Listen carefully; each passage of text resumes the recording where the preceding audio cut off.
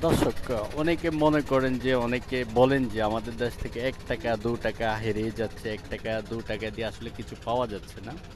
তো আমরা যেখানে এসেছি ঢাকার মতো পাশের জেলা নারায়ণগঞ্জ জেলা। ঠিক এখানে ৳২ দিয়ে ৳২ নৌকা যোগে এপার থেকে ওই পার যাওয়া যাচ্ছে। মাত্র ৳২ ভাড়া। এই যে দেখেন। ঠিক এটা হলো নারায়ণগঞ্জ বন্দর শহর। এই শহর থেকে নৌকা যোগে ওই পার থেকে এই পারের ভাড়া হলো সর্বোচ্চ ৳২। এবং এই পার থেকে ওই পারের ভাড়া হলো সর্বোচ্চ ৳২।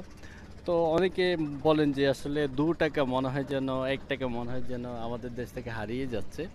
আসলে কিছু, কিছু জায়গায় তো ঐরকমও হচ্ছে, আবার কিছু, কিছু জায়গাতে এখনো ৳২ ৳১ র প্রচলনে অনেক কিছু পাওয়া যাচ্ছে। ঠিক ৳২ র ভাড়া দিয়ে আসলে এই পার থেকে ওই পার যাওয়া যাচ্ছে। তো দর্শক, আপনারা যদি মনে করেন যে আমাদের মুদ্রার ডিমান্ড বাড়ুক, ৳২ ৳১ প্রচলনে আগামী দিনেও যেন মানুষ অনেক কিছু করতে পারে, কিনতে পারে, যাতায়াত ভাড়া প্রদান করতে পারে, সেই প্রচলন চালু থাকুক, সেটা আপনারা আমাদেরকে কমেন্টের মাধ্যমে জানাবেন।